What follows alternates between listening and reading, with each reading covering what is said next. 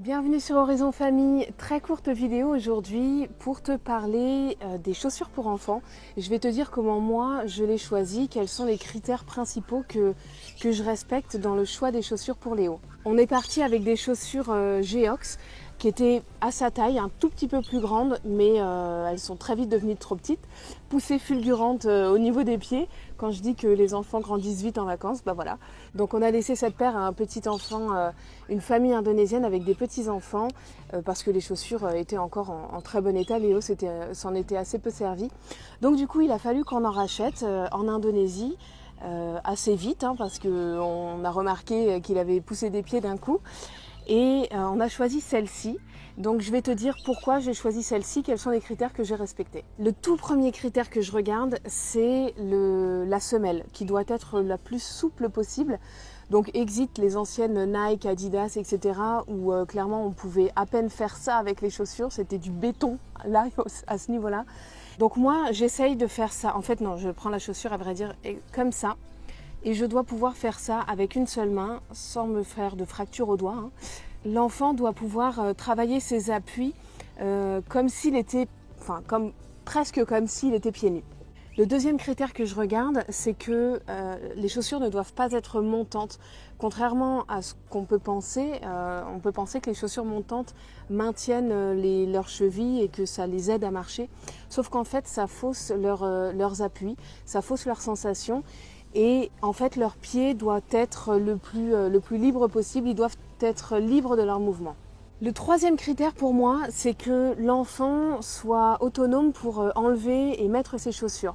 Donc là, en l'occurrence, pour ces chaussures-là, pour les enlever, bon, il n'y a pas de souci, il suffit d'ouvrir le scratch et puis Léo peut sortir son pied.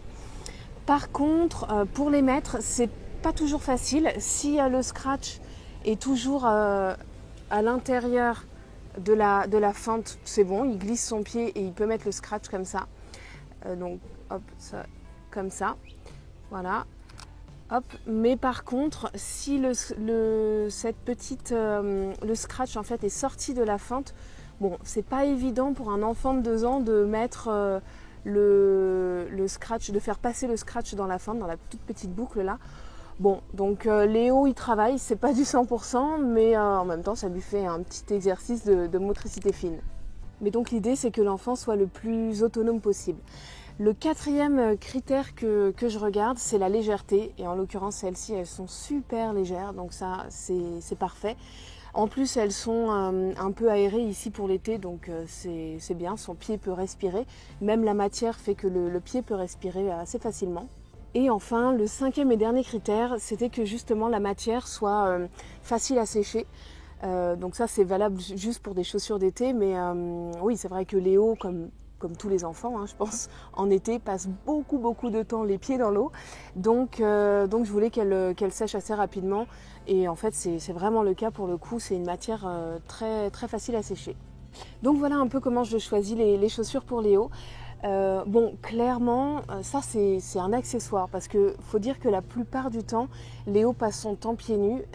Au début, c'était pas évident parce que il n'avait pas l'habitude des surfaces un peu hostiles comme le sable, les cailloux, l'herbe, voilà, des surfaces pas forcément planes et pas forcément très douces et très agréables pour ses petits pieds, mais il s'y est fait et c'est clair que c'est très important de laisser les enfants marcher pieds nus, notamment quand ils sont petits, même quand ils ont déjà acquis la marche, dès le début de toute façon.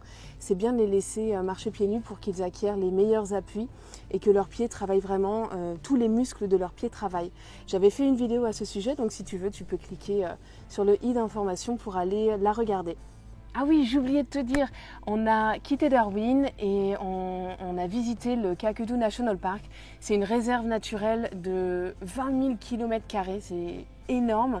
On visite juste une toute petite partie et donc on l'a parcouru avec notre van et on a fait un tour en bateau pour découvrir, aller à la rencontre des crocodiles sur un petit bateau avec... je sais pas, on était peut-être 10 personnes dessus. On y est allé au lever du jour. Donc on a vu le soleil se lever, la brume au loin et on est allé à la rencontre donc des crocodiles. Il y avait aussi des wallabies, il y avait des oiseaux de toutes sortes. Il y avait il y avait quoi d'autre? Il y avait des cochons sauvages, il y avait des chevaux, il y avait des vaches au loin aussi. On n'a pas vu de buffalo malheureusement, mais c'était assez incroyable d'avoir cette chance d'aller à leur rencontre dans leur univers, dans leur environnement, mais sans les déranger. Et c'était assez incroyable notamment de voir les crocodiles d'aussi près. En fait, ils vont le matin chercher le soleil au lever du jour sur le rivage parce qu'ils ont très froid, parce que l'eau est froide la nuit. Et donc on en a vu plusieurs, des femelles et des mâles sur le rivage, se dorer la pilule au soleil comme ça. C'est vraiment des bêtes préhistoriques. Enfin, ils ont parcouru les âges et ils ont des caractéristiques quand même assez incroyables. On a appris plein de choses vraiment intéressantes. Leur cœur, par exemple, est divisé en 4 parties et c'est ce qui leur permet c'est ce qui a permis en fait la survie de leur espèce à travers les âges. Et ils sont capables de survivre 1 an sans manger. C'est juste incroyable. Ils s'enterrent en fait dans la terre pour survivre aux intempéries, à la chaleur, au froid, aux orages, etc. Ils s'enterrent et puis ils peuvent passer comme ça des mois entiers sous la terre. Et puis dès que le climat est à nouveau clément pour eux, ils sortent et ils peuvent vivre comme des humains en fait, 80, 100 ans. Enfin, voilà. Le plus long des mâles dans la région, dans le Kakadu National Park, fait 6 mètres de long. C'est juste énorme. Donc voilà, je partage avec toi quelques images parce que je trouvais ça vraiment impressionnant. Ça nous a beaucoup plu. Léo était ravi. Donc j'espère que les images vont te plaire et je te dis à très vite. Bye bye.